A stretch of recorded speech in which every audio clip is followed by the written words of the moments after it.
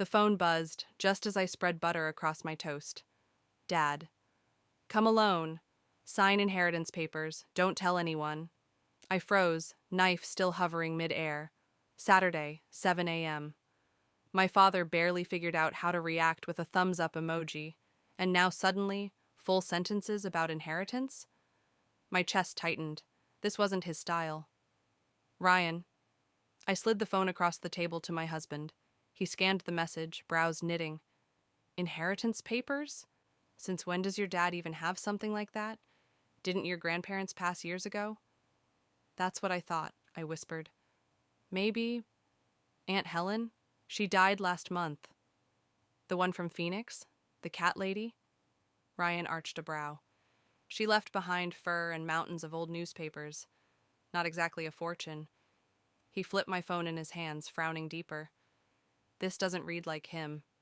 Too official. And why would he want you alone? My stomach nodded. He's always been strange with money. Remember when he made you sign your loan papers in the garage so Mom wouldn't notice? That was awkward, Ryan admitted. But this is different. Without asking, he tapped open Find My on my phone. We'd been sharing locations with my parents since Mom's heart scare. See, he's not home, Ryan muttered. Maybe at a lawyer's office, I offered weakly. At 7 a.m., on a Saturday? He zoomed in, jaw tightening. He's at some warehouse near Route 80, middle of the industrial district. A cold ripple crept down my spine. Why would Dad be there? Ryan toggled to satellite view. And there's more. 3 other cars parked outside.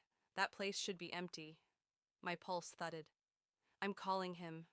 Ryan's hand clamped around my wrist. Number not yet. Let me call Marcus.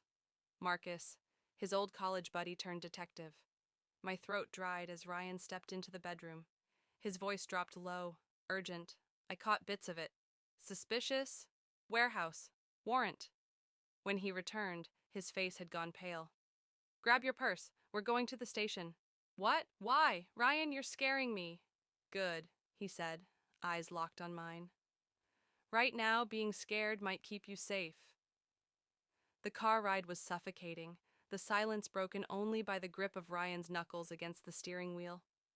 At the station, Marcus was already waiting, crisp uniform, expression hard. Let me see the text. He didn't waste time with small talk. I passed over my phone, watching as he screenshotted everything, the message, the location, the timestamp. Has your father ever asked you to meet him alone like this? Marcus asked, tone sharp. Never. We've had lunch sometimes, but nothing this secretive. Any debts? Family troubles? Legal issues? I shook my head. Number, they're boring people. Bed by 9. Think Olive Garden is a fancy night out. Marcus glanced at Ryan, the look they exchanged chilling me to the bone. Marcus's voice cut through the air like a blade. There's something you need to hear. We ran your name. There's a warrant out for your arrest. My world lurched sideways. What? Charges, identity theft, credit card fraud, and embezzlement. Filed yesterday in Nevada. I blinked, stunned. Nevada? I've never even set foot in Nevada. We know, Marcus said grimly. That's exactly what makes this so dangerous. He turned the monitor toward me. Lines of text glowed across the screen. According to this, you're the chief financial officer of Henderson Technologies. 6 months on the job. Accused of siphoning off $2.8 million. A shaky laugh escaped me. I teach 3rd grade. I grade spelling tests. I can barely keep track of my own checking account. Marcus's expression softened. We believe you. But whoever did this, they've built an airtight lie. Fake employment records. Bank accounts in your name. It's one of the most sophisticated setups I've ever seen. Ryan squeezed my hand under the table.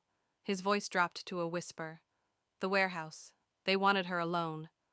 Marcus nodded sharply. Classic. Lure you in, fake cops waiting. From there, you'd disappear. My throat closed. And my dad? Marcus hesitated, then said quietly, We need to prepare ourselves. He could be under duress. Or he's part of it, I finished, my chest twisting. Marcus dialed back up, his tone clipped and urgent. Meanwhile, memories flooded me. Dad steadying my bike as I wobbled down the driveway. His tears when he walked me down the aisle. The way he still called me pumpkin. The same man might have just handed me over like merchandise. "We'll respond to that text," Marcus said firmly, "but on our terms. Text him you're on your way. Traffic delay, 45 minutes. That gives us time." With trembling fingers, I typed the lie. My phone buzzed back almost instantly. "Where are you?" "We're waiting." "We..." The word turned my stomach. Marcus pulled up traffic camera feeds. 4 figures clustered outside the warehouse. My heart stuttered when I recognized one of them. Dad. The others were harder to make out. Marcus zoomed in on a tall man. "This one matches Victor Clav, wanted in 3 states for identity theft rings." "And my father is just standing there with him," I whispered. "I'm sorry," Marcus said, and his radio crackled. Tactical teams moved in. I watched through the surveillance feed as armed officers swarmed the lot. 3 suspects went down fast. My father tried to run. The sight of him tackled to the ground shredded something inside me. Hours later, Marcus said, "He wants to see you." You don't have to, but I had to. In the interrogation room, Dad looked smaller, fragile, his wrists cuffed, his eyes refusing to meet mine. "Why?" My voice cracked. "They had your mother," he whispered. "6 months ago. Said they'd hurt her if I didn't do what they asked. They showed me pictures, following her, grocery store, book club, said they could get her any time." "So you framed me?" My chest burned.